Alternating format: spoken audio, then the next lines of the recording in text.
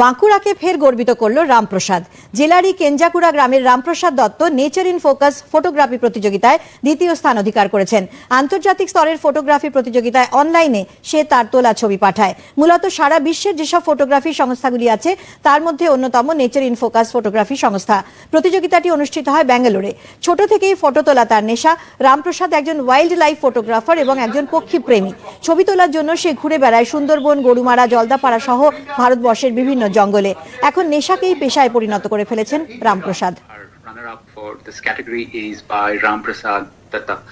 Mainly হচ্ছে আমি photography যখন ম্যাক্রো ফটোগ্রাফি করতাম, তারপরে আমি একটা গ্রুপ ছিল, হ্যাঁ, ওই গ্রুপে ওই বার্ডিং বা এইসব ছবিগুলো আমি দেখতাম।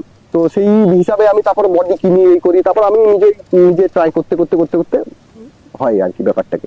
অন স্পট একটা কম্পিটিশন ছিল, ওখান থেকে আমি ফার্স্ট প্রাইজ পাই। তো ওখানে মানে সেটা আলাদাই ছিল ফার্স্ট প্রাইজে। তো ওইটা তো আলাদাই একটা থেকে যাবে, মানে লাইফের একটা আলাদা থেকে যাবে। আর এটা তো মানে ভাবিনি যে এইরকম টাইপের হয়ে এরকম ভাবে হব। আমি ইন্টারন্যাশনাল অ্যাওয়ার্ডে এই বছরই আমি ট্রাই করেছিলাম যে আমি যেমন হয় Nature in Focus, sanctuary Asia, natural history museum, সিয়ানা অ্যাওয়ার্ড, সেগুলো তো সবগুলোতে দিয়েছিলাম। তো তার মধ্যে তো একটা বলতে নেই নিজের গর্ব করা হয়, একটা তো ফেলিওর এখনো পর্যন্ত হয়নি। যেমন নেচার ইন ফোকাসে এই তো রানার আপ হয়েছি, সেঞ্চুরি এশিয়াতে আমার ইন্টারন্যাশনাল অ্যাওয়ার্ড ম্যাগাজিনে পাবলিশ হয়েছে, সেটা হয়তো কিছুদিনের মধ্যেই পাবো। বাকি সিয়ানা অ্যাওয়ার্ডসে সেখানেও একটা সিলেক্টেড হয়েছে, যেটা ন্যাচারাল হিস্ট্রি মিউজিয়াম, সেটাও তিনটে ছবি সিলেকশন হয়েছে।